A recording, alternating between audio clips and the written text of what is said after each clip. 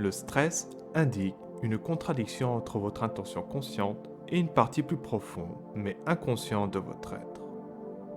Le simple fait de réaligner l'intention des deux parties élimine tout sentiment de stress immédiatement. Le cas de stress le plus courant survient lorsqu'une voix sourde de l'inconscient vous répète que vous n'êtes pas à la hauteur des événements, tandis que vous luttez pour réussir quelque chose. Le contresens posé entre l'intention consciente et la croyance inconsciente provoque le phénomène du stress. Non pas que l'inconscient veuille saboter vos initiatives, au contraire, il veut vous aider. Peut-être que vos croyances de fond ne sont effectivement pas en phase avec ce que vous cherchez à faire. Sans stress, vous ne prendrez donc jamais conscience qu'un problème limite sérieusement votre champ d'action. Il peut aussi vous arriver de vouloir contrôler une situation vraiment perdue d'avance pour l'inconscient, même si vous ne manquez pas de confiance ou d'amour-propre. Et vous serez donc stressé aussi longtemps que vous résisterez aux circonstances qui s'imposent à vous de force.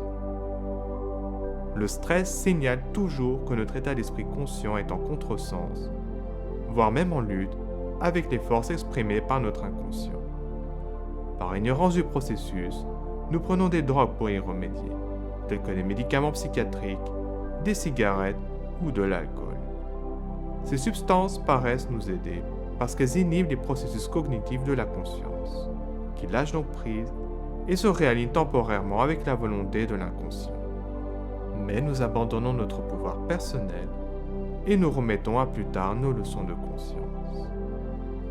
Quand l'effet de la drogue s'estompe, le stress revient comme s'il n'avait jamais disparu. Nous pouvons aussi lire, ça et là, des conseils rapides tels qu'apprendre à respirer plus lentement, à visualiser un résultat positif, ou bien à croire en soi-même, pour ne citer que ces exemples. Le fait est qu'il n'y a pas de solution miracle. Notre inconscient est un guide très puissant, pour ne pas dire irrésistible. Lutter ou ignorer les forces de l'inconscient revient à croire que nous pouvons stopper les vagues de l'océan avec notre main. C'est illusoire. Vaincre le stress commence toujours par décrypter les messages de l'inconscient.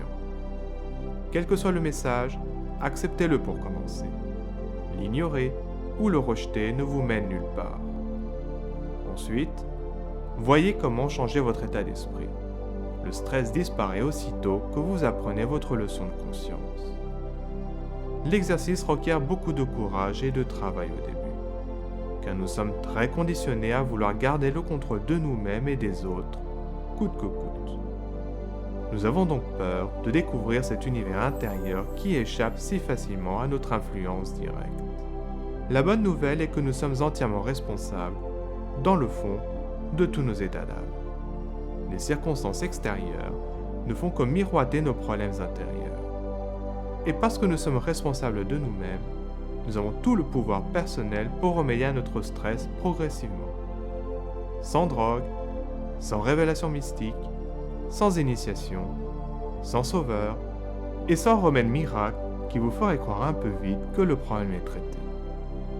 En cultivant la relation adéquate avec votre inconscient, vous grandirez en joie de vivre et en force intérieure, car vous comprendrez finalement que rien ni personne ne peut vraiment vous blesser ni vous causer du stress.